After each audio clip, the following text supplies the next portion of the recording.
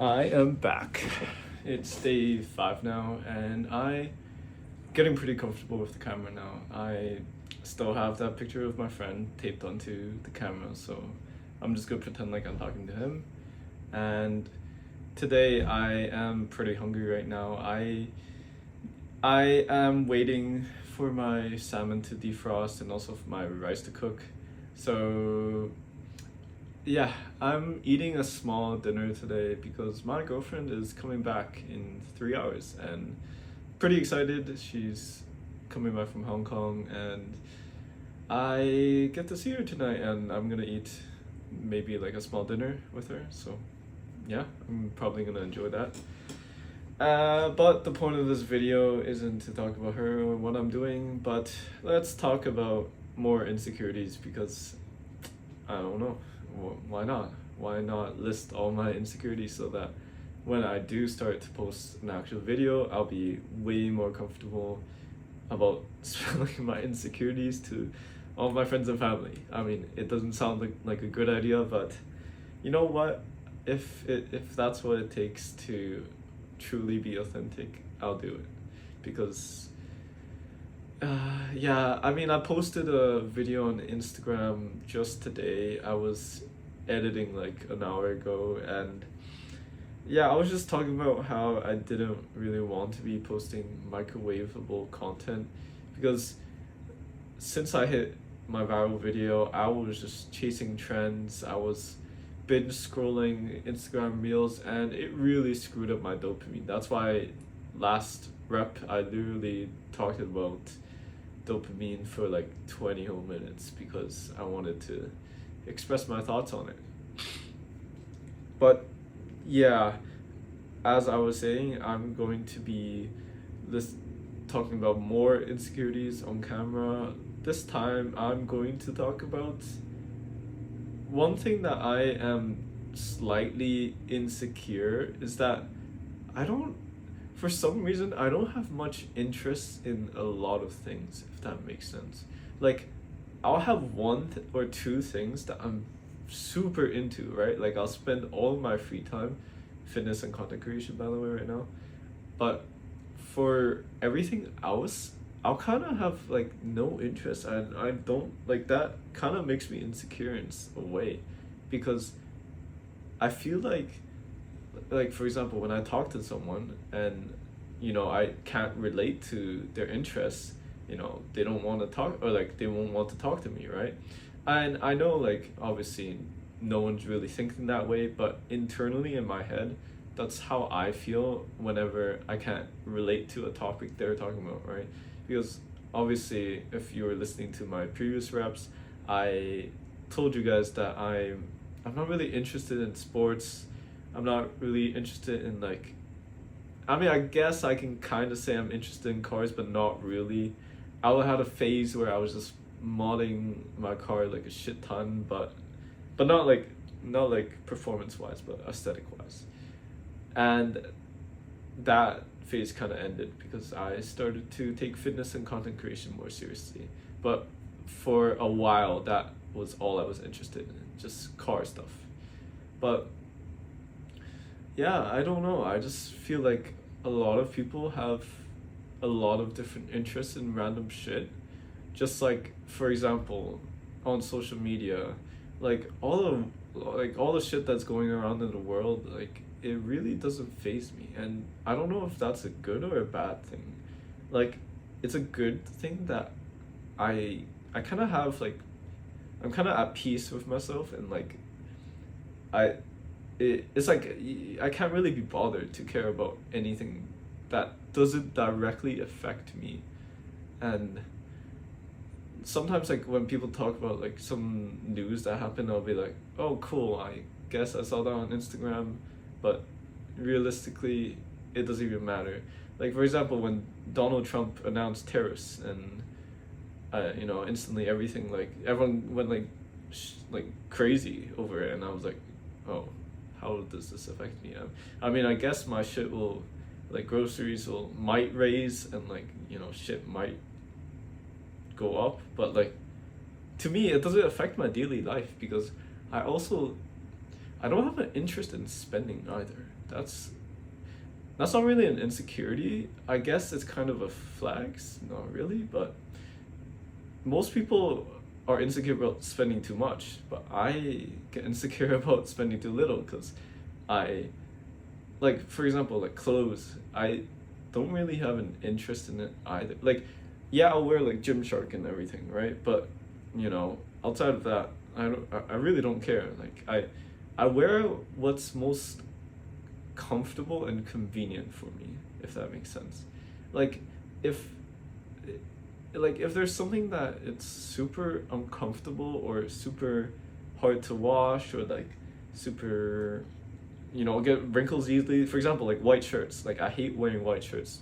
You know why? It's not because I don't like the way they look, it's because it wrinkles so easy and you always have to iron it. So I'm like, why put in so much effort when you can just wear a shirt so efficiently? And something that I've also noticed is that I always just like to wear oversized shirts, not because like I like the style, but because of the convenience it provides and how I don't have to like wrestle with my shirt whenever I take it off. Like for example, like I know I look way better in those like tight ass like muscle shirts, right? Because I have pretty good physique, so I technically, if I really wanted to look the best, I could be wearing that. But for me, I don't see why I would sacrifice. I don't know. I guess maybe it's just a efficiency thing. Like as an engineer, I'm programmed to be super efficient at like doing things. And if it's not at my convenience, I tend to take the route that's the most convenient and most efficient. Same thing goes with like hoodies, right? Hoodies, I do not wear. Like those pullover, zip over hoodies, not zip over, pullover hoodies, I don't wear them because, first of all, I have to take off my glasses.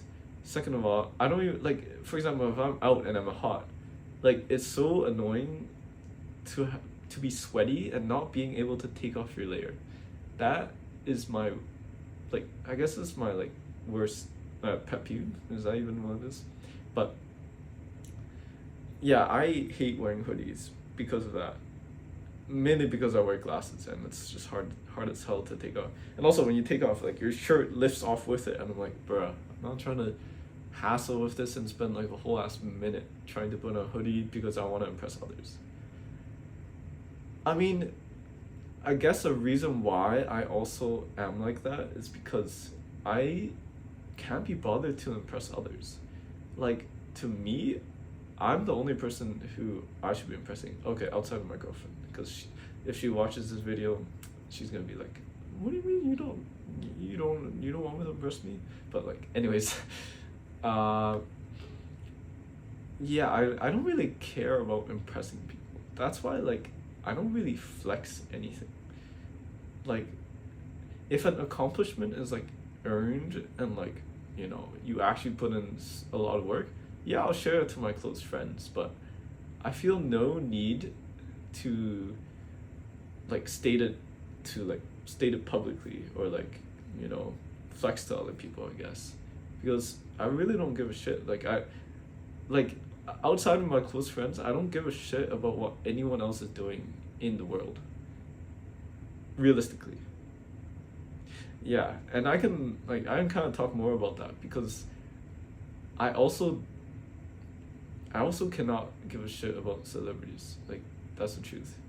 Like, unless they, provide some sort of like entertainment value, I never really follow influencers or like celebrities, because like, how does me, caring about some random ass person who I've never met, like, it doesn't really matter to me.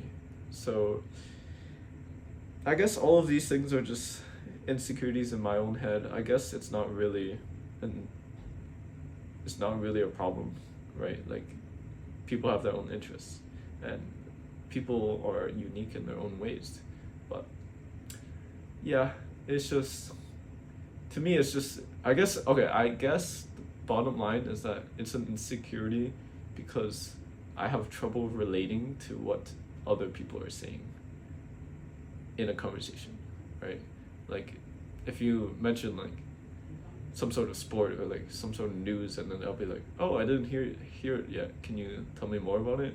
And then I can't really talk more about it because, you know, I obviously have not been paying attention to the news. So that's kind of a trap of social media. It's like, I don't want to be consuming social media, but I'm forced to in order to have like relevance in a conversation, or just even like being able to continue a conversation. Because like, if someone mentions something that, you know, you've never heard of, you can't really continue the conversation because you'll just loop back to what your own knowledge is. But if you don't have any knowledge of it, how are you gonna, you know, talk? So yeah, that's kind of one of my fears, and one of the reasons why I have trouble talking to like new people, I guess. I mean, not really new people. I mean, I guess like sort of close friends, but not really, where you like don't have much to say to them, but you know, you don't really know what to bring up.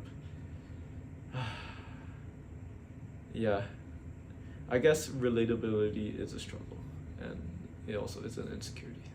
But I'm glad I'm voicing it out, and I'm taking my own path to have something interesting about me, so then I'm not just some boring ass person who works a 9 to 5, and that's the end of my story. That's all I do. I work 9 to 5, and I watch YouTube, and you know, that's it. You know, like imagine if that was me, and all I do is consume social media, and I never work on improving myself and trying to achieve what I'm dreaming of. Yeah, it's a struggle. Anyways, let's talk about. I had another insecurity that I was gonna talk about. Oh yeah, I mean, I actually was talking about this like just now, but my other insecurity is that. What was it? It's that I used to be way too comfortable.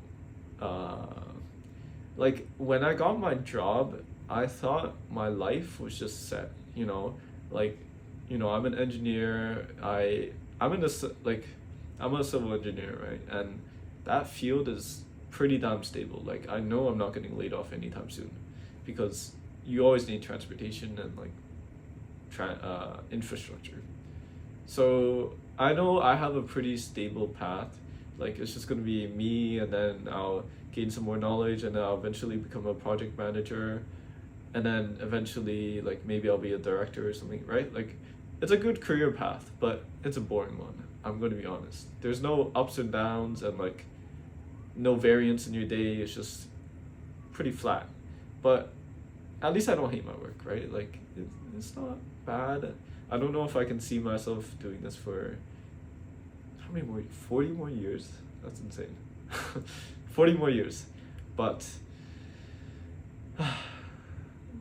hopefully, I mean, at least social media content creation is keeping me occupied outside of my free time, because it's really like a way of being creative and expressing myself.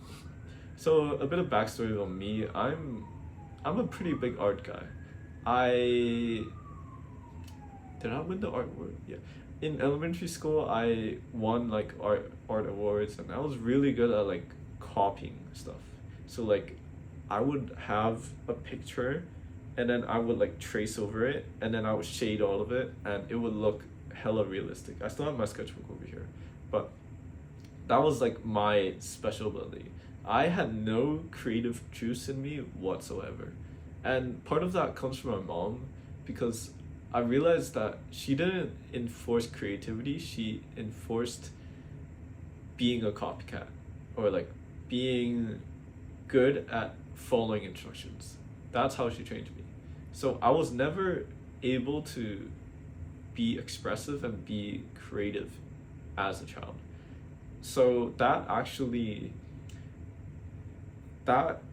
I think that kind of like made me not be expressive with other stuff as well, like feelings. It wasn't, it didn't allow me to be creative.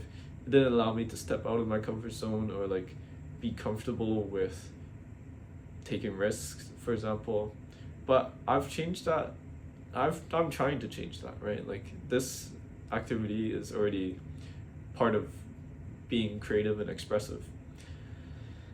But yeah, I was never really creative. I was just really good at copying. Like I would do these human paintings, and I wouldn't say they were like super realistic, but it was good enough for everyone to be like, "Damn, you drew that," and like, or like be like, "Damn, that's not like you didn't print that. You actually drew that."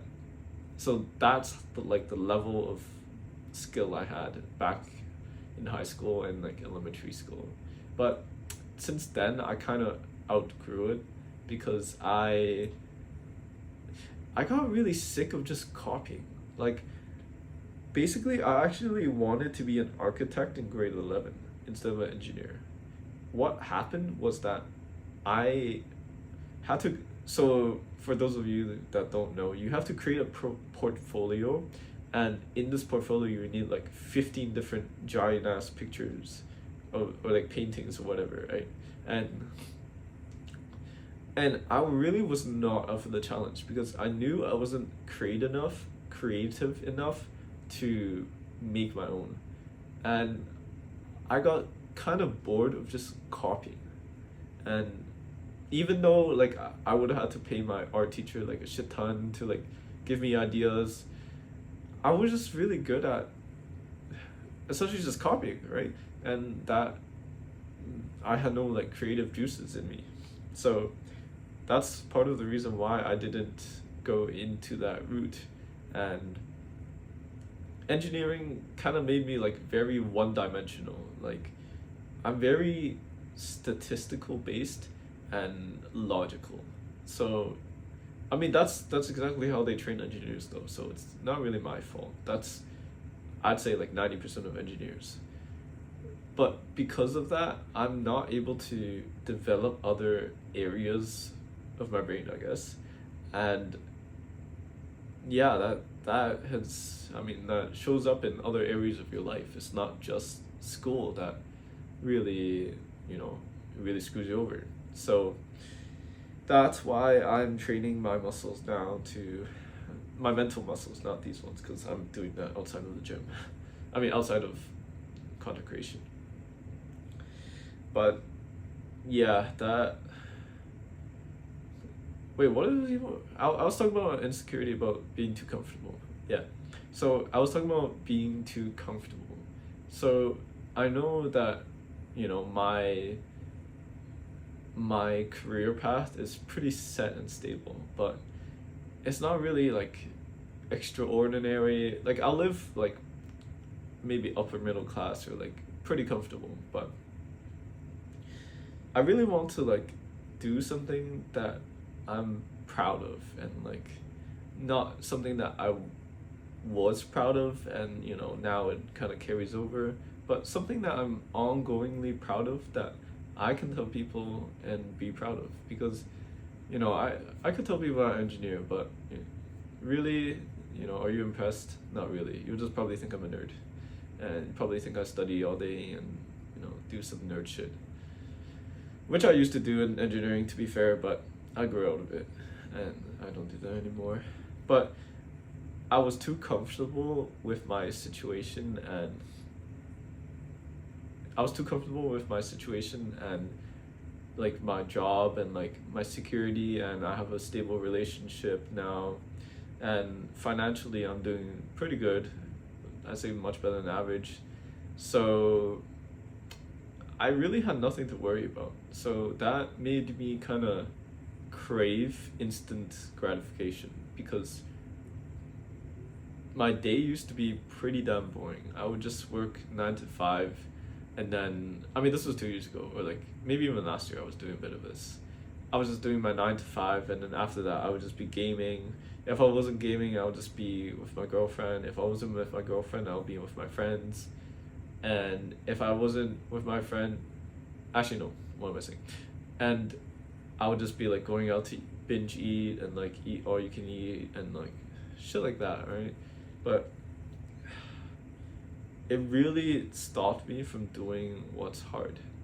Like, I was forcing myself to read books even though I didn't enjoy it because that was 1 year ago. 1 year ago, I kind of, I guess you could say I forced myself. Like, I kind of enjoyed it because I was gaining practical knowledge that I could apply, but in a sense, I didn't really want to. It's just I know I needed to, and that's something that I am constantly working on is choosing the hard thing, because I kind of had a pretty big break from reading books, and honestly reading books, like, it's fun, it's good knowledge you sometimes can talk about in conversations, but knowledge really, it really compounds, because it's like quotes that stick into your head, it you can apply it into many areas of life, and you can also